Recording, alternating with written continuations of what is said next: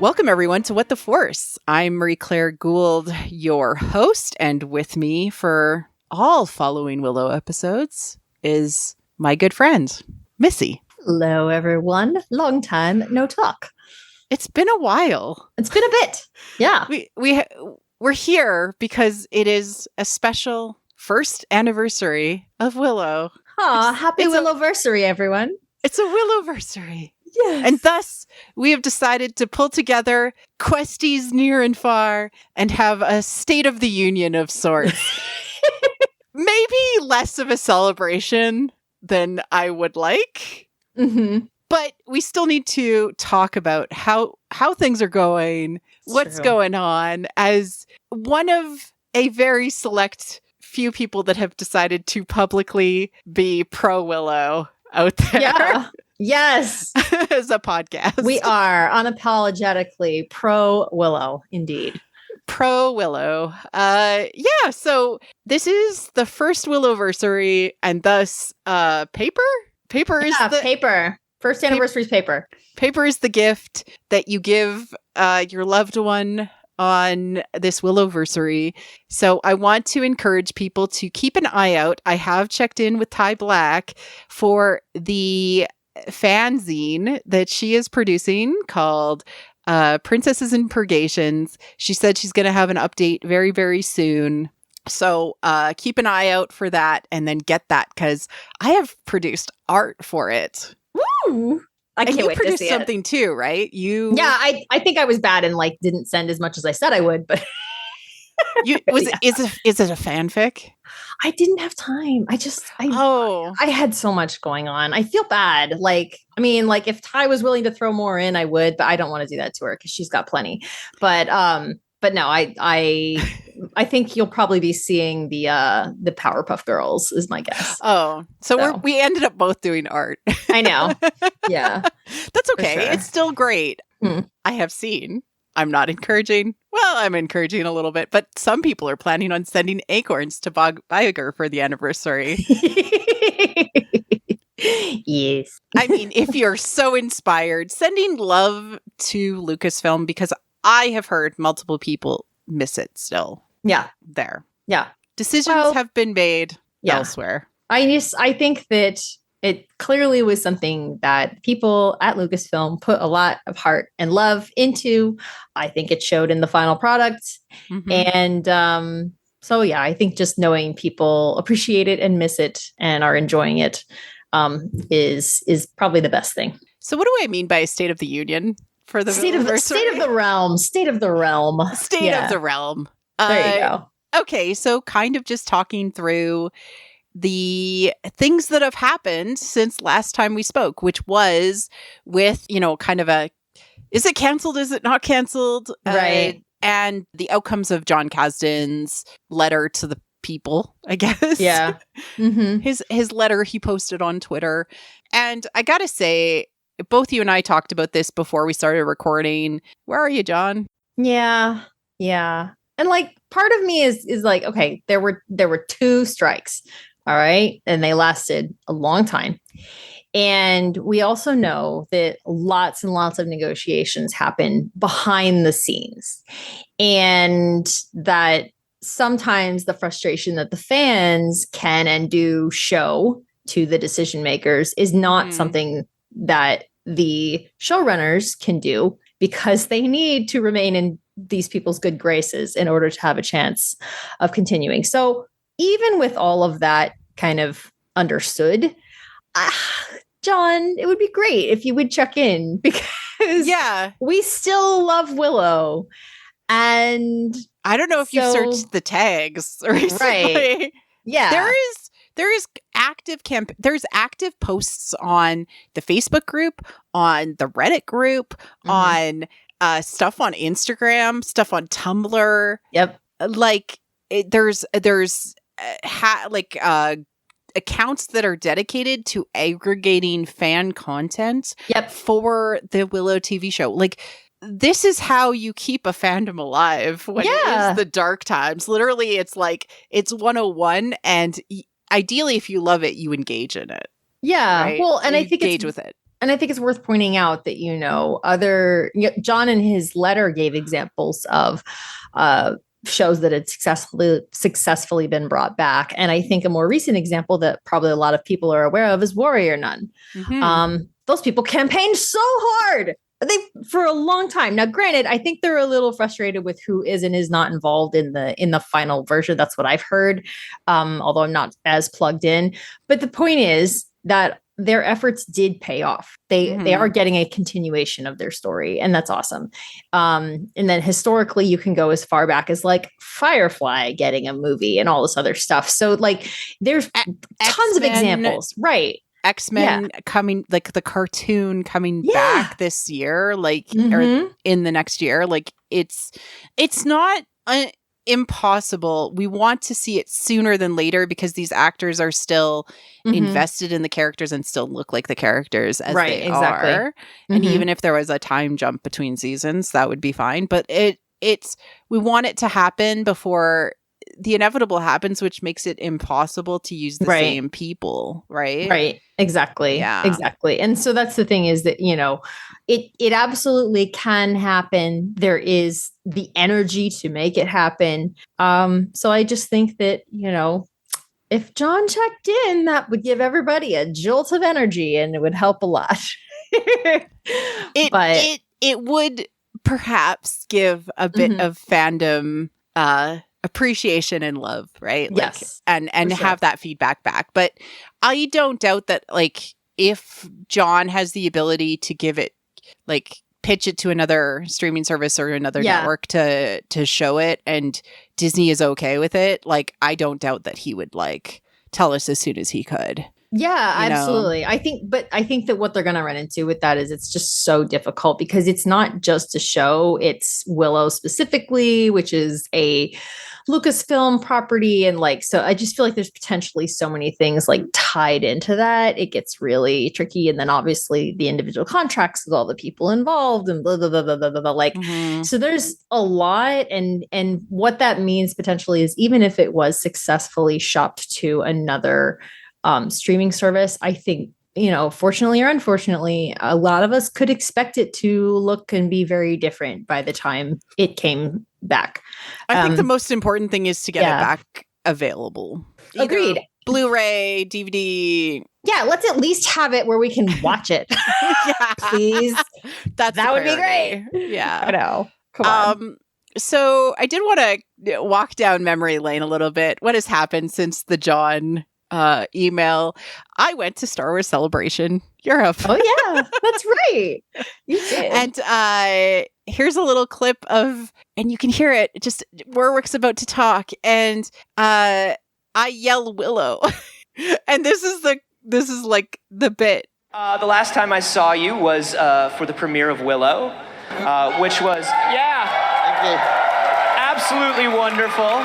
So much fun. How has it felt to you to watch everybody watch the show as it's come out and see reaction? I mean, initially it's quite scary, when you work so hard on something, give all your passion to that, and then you give it to the world and you hope they enjoy it. And certainly watching that first episode when it streamed, as we did at home, didn't we? Yep. Was a scary moment, and to realise there's millions of people around the world doing the same thing is quite exciting. And I've had some great feedback here at Celebration about the show. People enjoyed it, and thank you, everyone. Thank you. And I'm very proud of what we did and loved every moment. And hopefully there will be more in future. I hope so. Thanks, everyone. I hope so. Yeah, so that was me. And then they ended up talking about Willow for a good solid 10 minutes. It was great. Love your impact, Marie Claire. I think that they wanted to talk about it. I think that Andy wanted to talk with Warwick and with Harrison and Annabelle about Willow. Because I think that people at Lucasfilm really do love it. And one of the things I found was I had made these like sticker packs and button packs for Willow for Celebration. I gave them all away. Like they went. Some of them went to some cool people. Nice. Including I got to meet Harrison Davis just in like randomly in a hotel lobby, and Annabelle Davis at the at the show store.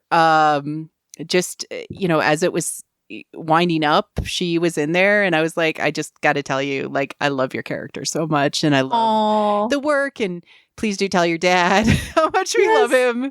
And it just made me feel good to actually be able to communicate with Annabelle and Harrison. Harrison seemed super nervous with meeting me. Aww. Made me feel bad, but he's quite young though, so he I think is that's very young, understandable. and he's very sweet. They were both incredibly sweet. That's awesome. Annabelle is a rock star from a star perspective. She's amazing. Oh my God. She's so cool. Every interview with her during the run of Willow was just so fun to watch. It was a blast. Yeah, I gotta say, there was not as much Willow as I wanted at Celebration Europe, especially since there was so many people there. I did get to meet so many friends, questies. I had a little What the Force meetup that was really fun.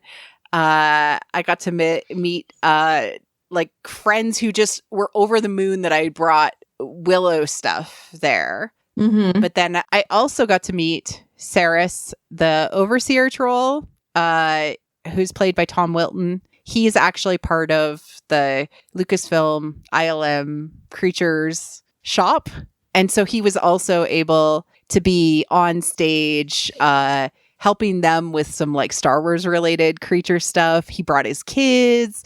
I got to give him a hug. He gave me a hug like a couple of times because he had told me that he was listening to our following Willow episodes when he was driving to work every week. Really? Oh my God, that makes me so happy. And he was overwhelmed with both love and appreciation for what we had produced, and shocked we were able to identify as much as we were able to identify. I do have to say that is my favorite thing that any of the people that you have from Lucasfilm that you have spoken to thus far, the favorite thing that any of them have said is they're like, how did you figure those things out? I love it. It makes me very happy. Mythic motifs don't lie unless people don't understand them, and then they lie all the time. That's true. But no, if you're vibing with it, it will absolutely tell you what's happening. But Tom Wilton is an absolute sweetheart. He has been in such Star Wars costumes as the Thalasiren. Oh my gosh. And he was also Aftab Akbar, who's Admiral Akbar's son. Oh, yeah. Okay. Yeah. So he's very good at wearing a ton of costume and acting through it. That's so cool. And yes, all of the like choices of Saris were entirely him being awesome. So it was a joy to meet with him and talk with him. His kids are adorable and cute. And Were they rabble rousers? Were they rabble? Those who rabble? Rabble. Raz rabble. I gave him a Saris pin. I deplore those who rouse rabble. That was also like a highlight. His kids were playing in like the kid area. Oh, that's so great. I love it. It was awesome. So awesome. I don't know. That's one thing about Celebration, and like how I wish there was like, even as small as it would be, I wish there was like a con devoted to Willow. Or even if they had like given Willow like one or two of its own, like, of its own event of some kind there. Like, it's still Lucasfilm. And as we've pointed out many times, there's just so much overlap between the world of Willow and Star Wars. And, the running joke of like, is the world of Willow in fact an undiscovered planet in Star Wars, and so on and so forth. So I regret not doing a Willow panel. Like, I did do the really cool, like, powerful light, powerful dark one. Yeah, that's right. On Star Wars. But I regret not submitting a last minute, like, Willow and Star Wars, like, overlap mythically one. Because I think the attention that Willow needed was evident. Like, it needed, it was almost like not enough people wanted to say the words out loud. And I just feel like we have to be loud about things we love. Yeah. Just be like, shout about it. Absolutely. Because it's so fun. It's so great. And we miss it. So on coming back from Celebration Europe. We got into May, and these rumors started that Disney had made the decision to remove Willow from the streaming service. Yeah. And it wasn't just Willow. I should say that it was a big list of stuff. A number of things. And a lot of them had one very interesting factor in common, which Queer was content. They were queer content. Yeah. And that actually, it pinged back on them so hard that they actually did walk back a couple of them, specifically the Howard Ashman biography. They were like, oh no, we're not removing it yet. But yeah. Yeah, right before June. Right. Right. Which, when you think about this from a capitalist perspective, why exactly would you not want to be able to highlight all of your queer content for Pride Month? Why? It's free money. What's the reason? I don't know. I really don't. I still don't understand the choice that this is. And I know it's not entirely the same thing as releasing a show and removing it from access. It is horrific that, the creators of this amazing content can't actually even share it with others. Right. Right. But it's part of a really troubling trend that even a congressman in the United States, Joaquin Castro, is calling for federal investigations into the WB's handling of both Coyote and Acme, as well as Batgirl's movie. Batgirl. That this idea of scrapping films for tax breaks is predatory and anti-competitive, he said. It's like burning down a building for insurance money. And so I want to talk about that. I want to talk about that because what can we do? What can we do? Capitalism, right? Yeah. What can we do? Well, I think there's a few things. So one of the things, and this is, again, something that Marie-Claire and I had spoken a little bit about before we started recording, but the reason that these things happen is because there is an incentive to do so. The tax break, for now, is available. And therefore, unscrupulous people will take advantage of that. So the David Zaslavs of the world, the Bob Igers of the world, whatever, they're going to go, oh, this thing didn't perform the way that we hoped it would. So instead, we're just going to get rid of it, get this tax break, and oh, well. And there's no appreciation for the value of art beyond whether or not it hit their projections, their revenue projections. That's it. And that's insane because we all know art has so much more value than that. And historically, there are so many examples of famous pieces of art and media that were commercial failures upon their release to the public, and then became just a hugely important part of history moving forward. And even if they don't necessarily become a huge part of history, sometimes they become beloved. Let me give an example. It's a Wonderful Life. That was a commercial failure. It was such a commercial failure that it was the only film that the studio that Frank Capra made to create that. That's the only film they ever produced. It literally shuttered the entire studio because it failed so bad. And it is now a modern classic that people watch every single year. Or they, watch the play version of it. Right. Exactly. But there is value to things with age too. Sometimes introducing a story nowadays doesn't always produce the, as you said, audience reaction in the moment. There might be other things that people are paying attention to, but with availability builds the chance for people to come back to it. Right. The Iron Giant is another great example. The Iron Giant was a commercial failure upon its release in theaters and now is considered, again, like an animated classic. And to a great extent is the reason that, Brad Bird is still, considered this incredible titan of animation is because of that film. And so, there's just so many examples where because people are able to discover it later and enjoy it later, it takes on a new life. And I've spoken to so many people and I've heard of people that were like, oh yeah, I was planning to watch Willow. It was in my queue. I was going to get to it. It just, there's, and that's the other issue too, is that this whole thing with like, how streaming works. These things have to become smash hits, like when they release. And keep in mind how much stuff is out there demanding our attention. Like there's so many things that I want to watch that literally just do not have time to watch.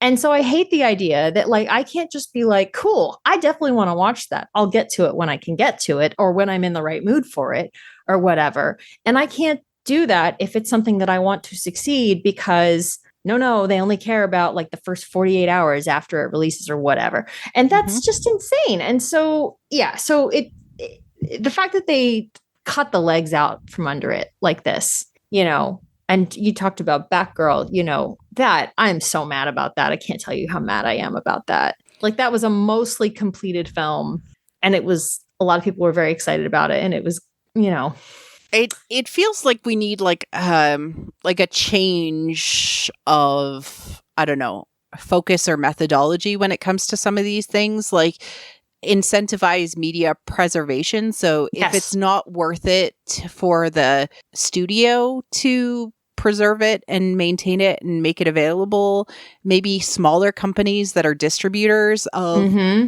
media that's no longer available could pick that up, like sort of like how like people buy like mortgages, bad mortgages and stuff. Like people buy media, and then allow it to be legally distributed how it needs. I totally agree. Happen. Like that would create a whole new market, and even it might make it worthwhile for companies like Disney to not effectively create the vault again. Yeah. Which is sort of like price fixing. Yeah. Like it's what like diamond producers do, which is diamonds themselves.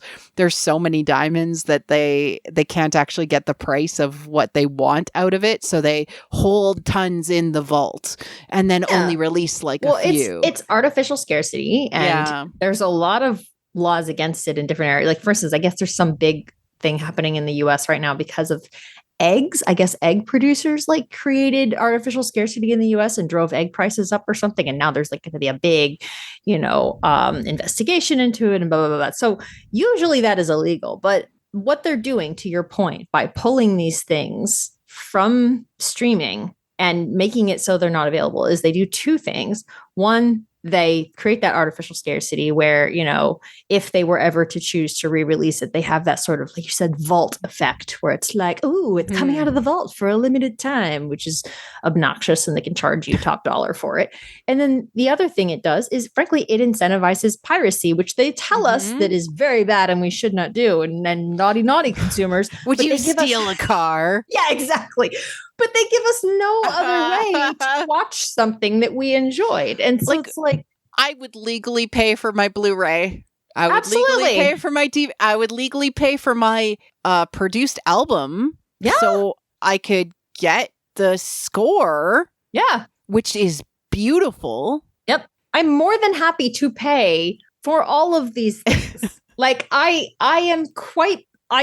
something I have gotten very accustomed to is being deliberate, where when I like something, I make sure that I'm like, hi, I'm going to buy this thing if I can afford it, because I want you to know that I like it and I want more things like this. Yes. Yeah. So, and I mean, that's like voting with your dollars, right? Yeah, like absolutely. That is something that, unfortunately, capitalism, right? So you have to spend the money because that's all these companies care about. The money talks idea.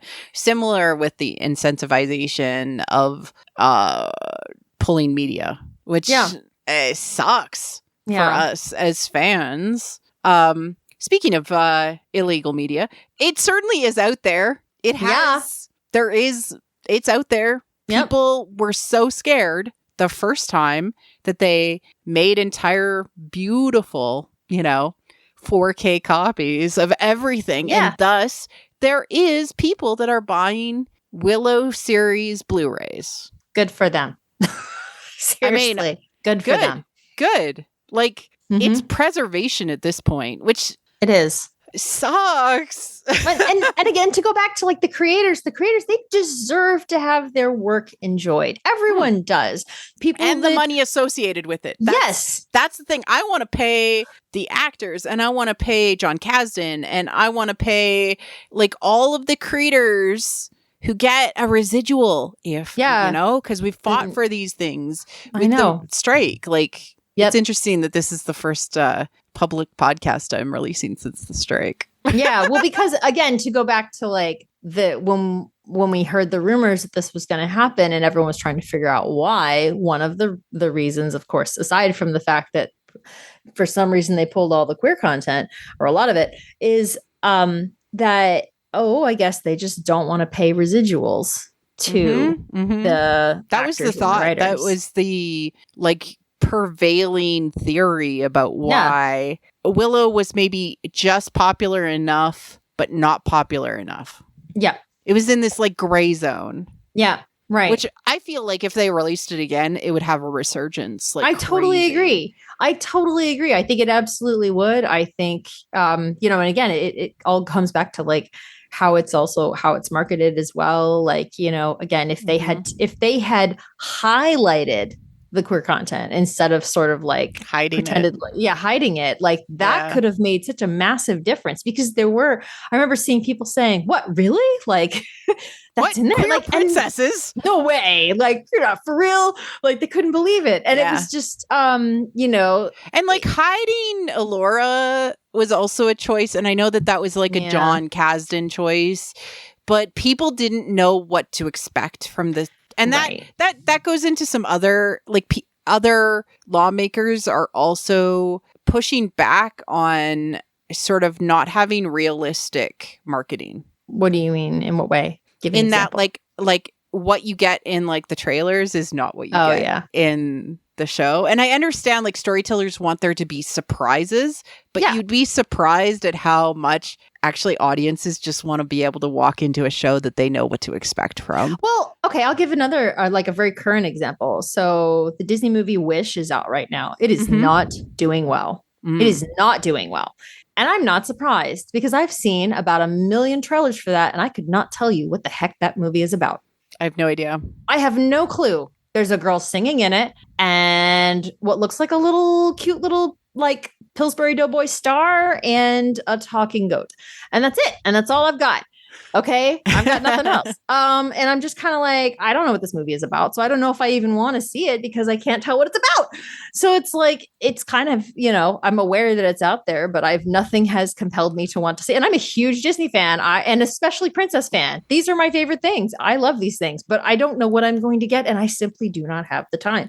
And so that's a great example of like, I know, like you said, I understand the storytellers want to hold things back, but ultimately, I have to have some idea of what you're offering me in order to want to view it. I also am the type of person that will entirely walk into a show based on a mythic motif or a trope. Sure. Well, that's fairly specific to us, but yes. But no, but like if I know, hey, this is going to be a Lost Husband show, I will watch. Oh yeah. It. I'm there. Right. I'm like, oh, it is? Really? Cool. Okay, yeah. So like, I actually don't know. Like I struggle with marketing, because I think that there's a lot of assumptions about what the audience wants to hear beforehand.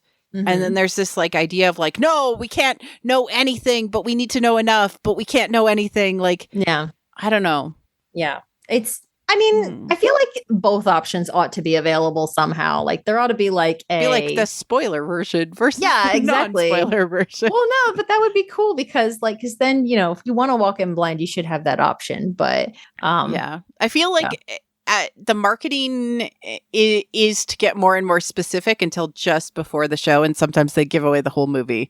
That does happen. That definitely happens. And that, again, it's a fine line. It's not easy. I'm certainly not going to pretend like I know how to do these people's jobs better than they do. But I think, to kind of bring it back to Willow specifically, I think that there were opportunities in the marketing that maybe just weren't taken. I think that, there was just a lot more they could have done. I think that they relied on, thinking back to a year ago, they relied on Star Wars fandom, which didn't do anything for them. Truthfully, very few people who went to the premiere covered the show. Yeah. And then they relied on historical fans instead of trying to be like, hey, you don't know this story. This is a new story, and you're going to be engaged with it because you're a new type of fan. I'm actually really glad that you brought that up, because this was something I was thinking. I was like, I don't know if this is going to factor into our conversation, but I think I am going to raise it. The dependence on nostalgia, especially with Lucasfilm, but Disney in general, and a lot of other, producers as well. It's a real problem, and it is hurting a lot of media because, first of all, it's not getting the attention on some of the really good creative stuff like Willow that's out there. It's just not getting attention because trying to just say, oh, this is just like what you know, and then have it not be like what you know because it's actually new and fresh, it pisses some people off. And it doesn't attract the people that actually do want the new and fresh take. And then on the flip side, sometimes when you lean too hard into the nostalgia, then you get trust or whatever. But the point is that when you lean too hard on nostalgia, you don't actually have a story. And so to kind of bring it back to that Wish example, I understand that like Wish apparently is like a Disney multiverse story that's kind of like it has something to do with like all the other Disney films exist because of whatever happens in this movie or something like that. Anyway, I don't know because I haven't seen it. But the point is that like you've actually created something that cannot stand on its own in that case. Yeah. And that is what they've done in many other cases. So, Tross again is a great example. Like Tross leaned so hard on nostalgia that if you weren't there for all of the like inside references, and even some of the like expanded universe stuff that was no longer canon, you wouldn't even understand the context of what was happening. Right. So there's so many of these that do that now, and it's a real problem. It's another thing that I think is really hurting a lot of our stories right now is this. It's either a dependence on nostalgia or it's marketing only using nostalgia. And that's what I think Willow suffered from to an extent. It sucks because nostalgia will work for a period of time. It can work. There is a way to do it, I think, gracefully. I've seen it done gracefully. But ultimately, I think you do have to have a story to tell that is independent from whatever it is you're referencing. I think nostalgia is a tool in a storyteller's toolbox. And I often talk about this with regards to like mythological motifs or symbolism, the use of sound design, use of set, use of costumings. All of these things are just different tools in a storyteller's toolbox. Nostalgia is one quick path to emotionality that people can use with storytelling. But if it doesn't also reflect in the characterization and journeys of the characters and make sense, it will feel dissonant and thus off. And so, I don't know. I prefer stories that take characters in new directions because you don't bring characters back unless you want them to transform. Right. Yeah. Well, and to that point, nostalgia, like you said, it's a tool, but it's a tool for looking back. It's a tool for looking at the past, at where we've been. So Svetlana Boym wrote a book. Oh, I'm forgetting the title of it, but look it up. Svetlana Boym, Nostalgia. You'll find the book that she wrote, and it's excellent. And she's got a quote that says something about nostalgia being a love affair with a dead past. Or an imagined past. Because here's the thing is that nostalgia, in the way that humans experience it, we romanticize our past. It often was not the beautiful past that we picture in our minds, that we imagine. And so what happens when you rely too heavily on that? It is this like romance with death, and not in like the good way, like in a way where you are not seeing sort of the decrepit and crumbling nature of what you're romanticizing. Weekend at Bernie's. Right. Yeah, that's a great example. But it's, a death becomes her. Like you're Yeah. trying to hang on so Right. hard to the beauty of the past Right. that you are literally melting in front of people's eyes. Exactly. And there's so many great, wonderful examples because there are some that take this concept and they make it up front and center so that you And can make it actually horror, see. yeah. It is a horror story ultimately that if you cannot let go of the past, you will watch it crumble beneath you. And or the past will actually consume the future, and then the future cannot occur because you have allowed it to be eaten by the past. And so You're talking about the Ouroboros. I'm talking about the Ouroboros, but this is the point is that, and it goes with what we talked about with House of Atreus and all that stuff. But it's so to your point about, something new and transforming and everything is what we need our stories to do is to look forward. What is new? And that means transforming a character. That means transforming a story. That means allowing new characters to come into the story. There's so many things it means, but it means new. And that is something that Willow did successfully. And unfortunately, there's just a group of people within Star Wars fandom specifically that don't want that. They don't want new. They don't want transformed. They want to be reminded of, the 1970s and 80s for the rest of their lives. I mean, I think that's where like the fandom antis are coming from for Willow too. Yes. Like they had an expectation like it's called Willow. It's going to be about Willow instead of about Willow's really hard journey to become a mage and watching all of these dumb kids around him. Yes. And understanding like what Willow's role is in bringing about a better future. People don't want to be the old man. No. Like by that point, they're like, I want to be the young person. They don't want to identify themselves with the old Luke on Acto. They don't want to identify with Willow being like, everything is fallen to crap. Like I got nothing. I'm now hiding in a literal hole because everything fell apart. Yeah. They don't want to be like those people. I get it. You want the joy of youth. I recently saw Hades Town and it reminds me of many things in this. And we have to continue to hope that people will start to understand this. There was actually a back and forth I had today as we're recording this, which was, of course, before the anniversary of Willow, with John Bickerstaff. And he actually, like, I was talking about how, people are like kind of, some people just like, I just want to enjoy my stuff. I don't want to know why I enjoy my stuff. And like, my entire thing is about why. Why do I enjoy this? I need to know. I need to know this. And then like you start digging down the rabbit hole. You're like, oh, it's because of this type of story. Really, it vibrates in my head and creates this resonance. And I feel good because of it.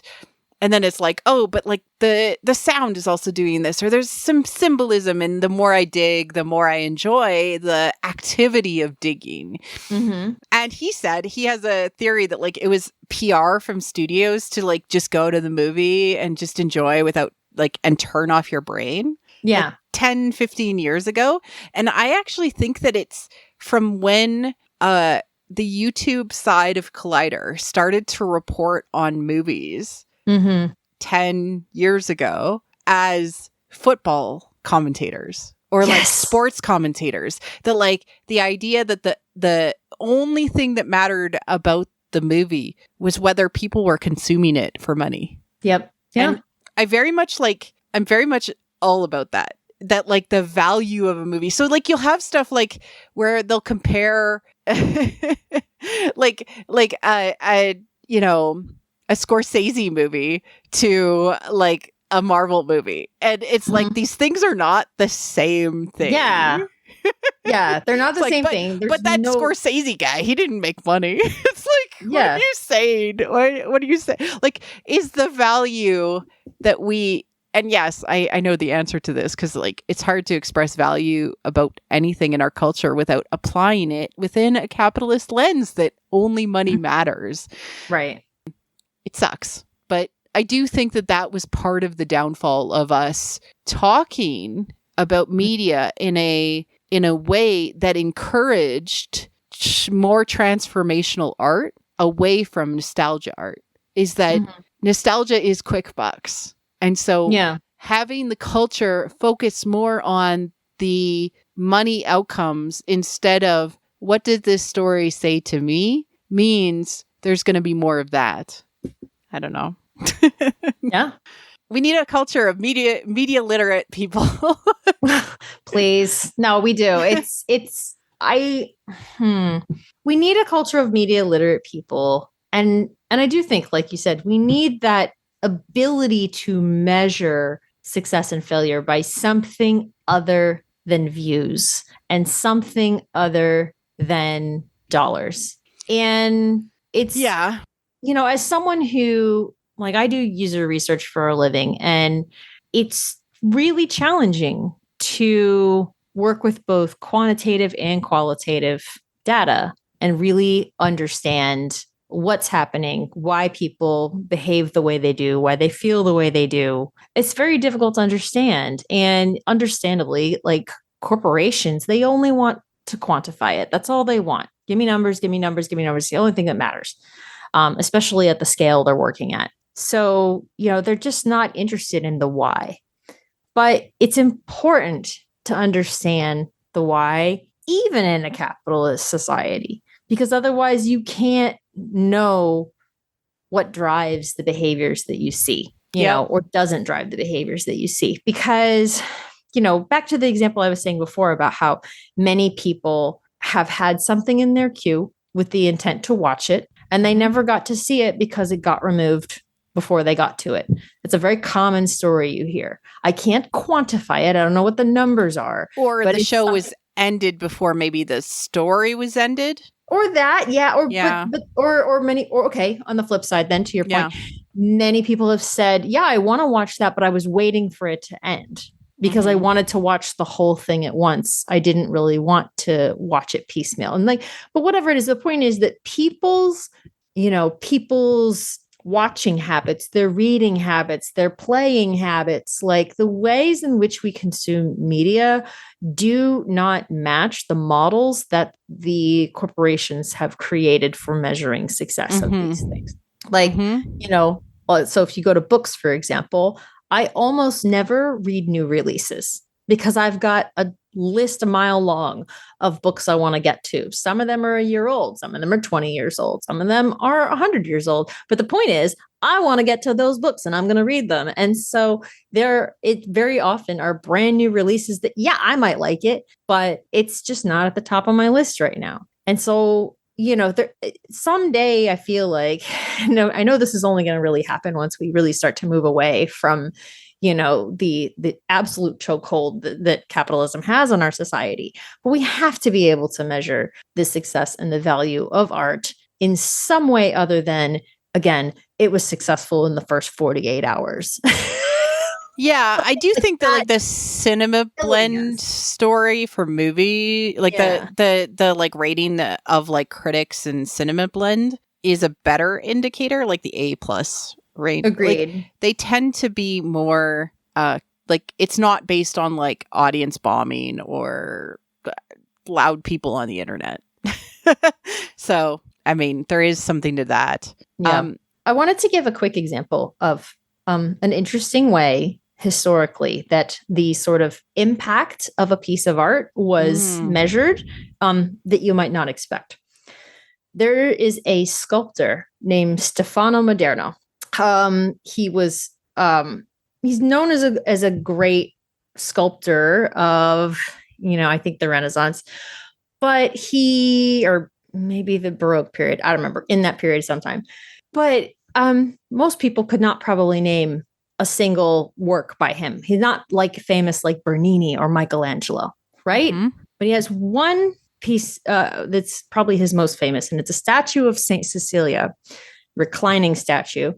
And people do pilgrimages to it all the time and have since he unveiled it. Now, a few years ago, they were doing a scan of this, and they found that a huge part of her shoulder had actually been worn away over the years, that it was actually now a completely different shape than it was when he first sculpted it. And they were trying to understand what happened. It hasn't been exposed. It hasn't been out in the elements. It's been in this little niche for hundreds of years. Why is she missing a huge chunk of her shoulder now? Because it's all so worn down. People have been touching it.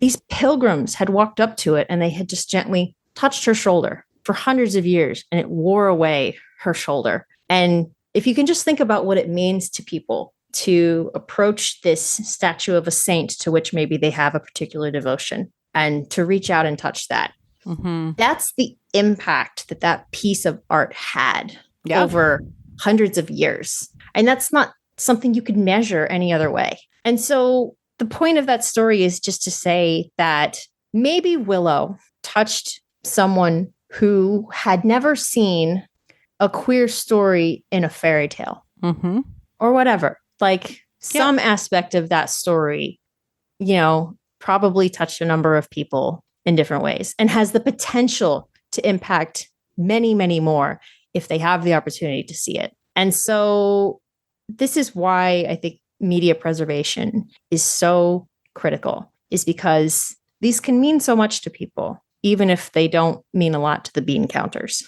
Yeah, absolutely. And, this makes me think about the hopefulness that is still existing in especially the fandom, and how much it meant that Warwick, I think he had lost his cool October 14th when he tweeted out, I meet lovely people on a daily basis who are fans of Willow and who are the reason the Disney Plus series was made. But please tell me, Walt Disney Co., what do I say to the subscribers when they ask why they can't watch the series anymore?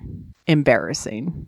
It is. It is. Like, it really is. He's the title character. Yeah. It's a family thing for him, right? His kids are involved and he can't point to a place where people can legally watch it. Yeah. And oh my gosh, for Disney, what an embarrassment to be called out by your star like that. Like, what? And especially actual Disney legend, Warwick Davis. Like, oh my gosh. Yeah. Yeah. It did feel good to have our disappointment, frustration, and sometimes rage echoed by him. Yeah. And honestly, like, it did get media coverage. Yeah. Which is sort of why I think you and I wish that John would talk about it. I know. And like I said, my best guess is that it's probably has something to do with, like, it can't go causing a whole snafu in the media, Or he's trying to make something happen. I know. I get it. But it's still just like, we'd love to hear from him, Yeah. So, oh well. But yeah, I think that there's a lot of potential for the show to come back in some way. The fandom's very active. There's just, I see in particular, I'm on Tumblr quite a bit, and there's a lot of Tanthamore activity. So if you like Tanthamore, hang out on Tumblr, hit the tag. There's a lot going on there. It's really great. So there's so much activity going on. I'm really excited for Ty's fanzine. I just love seeing what people are doing. There's still cool cosplays coming out, all kinds of really, really neat stuff. I really, really love it. So I hope that people keep that energy going, because I think that there's so much potential. And if you have the opportunity to share a copy with someone who might love it, please do.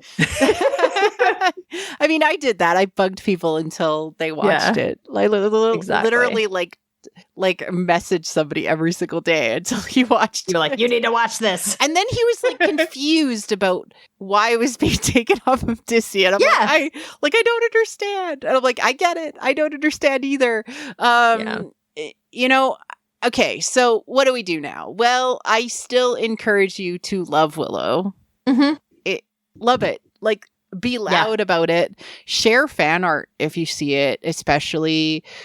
Share like the tweet that somebody's like, I'm cosplaying as Chimerian Kira's kit. Like, that would be amazing, sharing that out sparks interest in people. For your own personal well-being, if you're like, I really need more of this type of story, engage with media that tells you that type of story. Sure, Warrior Nun is coming back.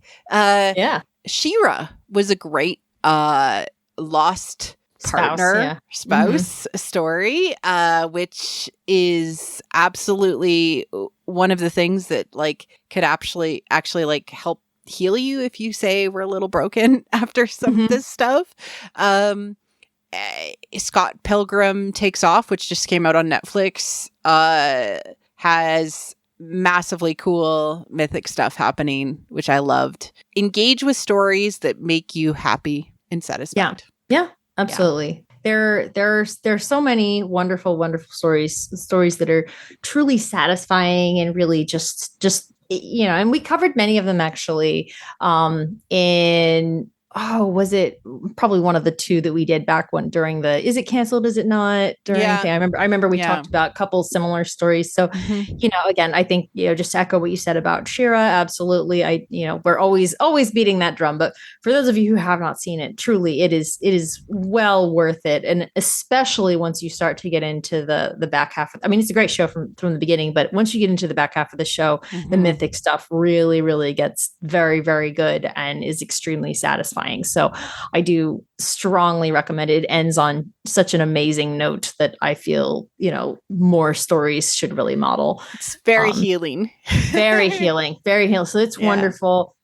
We've talked before about Love Between Fairy and Devil. Fantastic. And then another, since we're talking a little bit about lost husband stuff, I did finally get around to watching Flower of Evil. I really enjoyed that a lot. It's probably dark for some people, but I do recommend it. It's available on Netflix. It's on Netflix. Yeah, a lot of places. Flower of Evil is great. It's that was really good, and I was really happy with it because not to spoil anything too much, but if you really like the sad, angry frown prince and the poor guy that feels that he's just too horrible for anyone to love him, it's a really satisfying story. It works out really well. And he's a great dad. He's such a great dad. He's such a sweet daddy. I love it. So it's a rare combo of all of those things. Other things, Missy and I are working on a project. It's Willow related. We can't share more right now. It may take us years. Hopefully not, but who knows? But we do have something we're trying to work on together, which I think would be really, really great. And I just want to encourage others, like if you have something that's like, I really want to share my love about X, do it. Yeah. Like Marie Claire said toward the beginning, be loud about the things you love. Be loud about the things you love, because firstly, we live in an amazing time where there's always the potential for the creators to see you saying you love something. And given that there are always trolls that are out there, saying, your movie sucks or whatever, it's great for us to speak up and say, I loved this. It was so wonderful. Really. So, what is it? A cute little rom-com came out on Netflix about like a month or two ago called Love at First Sight. It's based off the book called The Statistical Probability of Love at First Sight. It's adorable. It's only 90 minutes long, so it's really easy to watch. I highly, highly recommend it. I have watched it more times than I can count already. It's become one of my new favorite like comfort watches because it's just like gives you all the warm fuzzies. That was directed by Vanessa Caswell, and I hope I'm saying her name correctly. And she actually also directed the 2017 PBS version of Little Women, which interesting is another great version of Little Women, by the way. We got multiple versions of Little Women that are wonderful and well worth your time. So I recommend that one. But when that came out, I was like, kind of losing my mind with all the mythic stuff. So I ended up writing a little meta about it. And then I sort of jokingly put in the comments of one of her posts about the movie. I was like, on Instagram, I was like, oh yeah, I may or may not have written a little essay about this. And she was like, can I read it? And I was like, oh my God. I panicked. But yeah, I sent it to her. So anyway, the point is that, like, be loud for the other fans, but be loud for the creators, because sometimes they're listening or watching and you don't know. And it just means so much to them to know how much their work means to you. And also be loud for yourself, I think, too, because we're allowed to love things and allowed to tell others that it gives us joy. Mm-hmm. Yeah, for sure. It is the one thing that money can't buy, which is genuine fan love. It's true. It's true. We will hang in there and love this show no matter what they do to us. I mean, I feel like we've been like dubbed like one of the fan like flag bearers, I guess, in a way. Like we're holding up the flag of the Willow fandom. We're going to do it, guys. We're going to keep running with it. Okay. It's just been hard. I think we were so depressed after May. Like I was so sad. I was just, I don't know. I definitely went through a period of time where I was just like, really? Because cancellation would suck. But at least, again, it's still being out there. It would just be like, okay, like I can still enjoy it. I feel that way about Cursed, like Cursed never was finished, but it's still there. It's still on Netflix. I can still go watch it anytime I want. Right. And so that's great. But when it just full on removed and for such cynical reasons, I was not in a good place after that. So cynical is like the right term. It just feels morally bankrupt. It is. It is. Those of you who made that decision, that was a bad decision. That was a bad choice. You should feel bad about that. And more than that, you should bring it back. You should bring it back. Release the Blu-ray. Release the 3-volume score soundtrack so that I can download, get it myself, own it myself, not just have it available on Spotify, which I cannot access some of the songs in Canada because boo. I just would like everything. I would like all of the things. Yeah, we want access to it. I want Graydon's flute. Yes! I want it. I want t-shirts with my characters on it. There's a really cool one that's for sale on Etsy, which has the characters listed. I was literally just about to say, Etsy has made bank on me. Etsy sellers have made a lot of money off of me because of Willow, because it's the only place I can get Willow stuff. So and I might produce some more t-shirts because I love Willow so much, and it is a way to show your love of something is to buy the shirt. When I wear the what is this show shirt, I always get questions about it, and I always have fun telling people. It's a long conversation. I'm sorry. It is a little bit, but they asked. It's like so there's this person who's like annoying and can't really explain themselves, and so just says, "What is the show?" And people know what it means now. Yeah, exactly. I love it.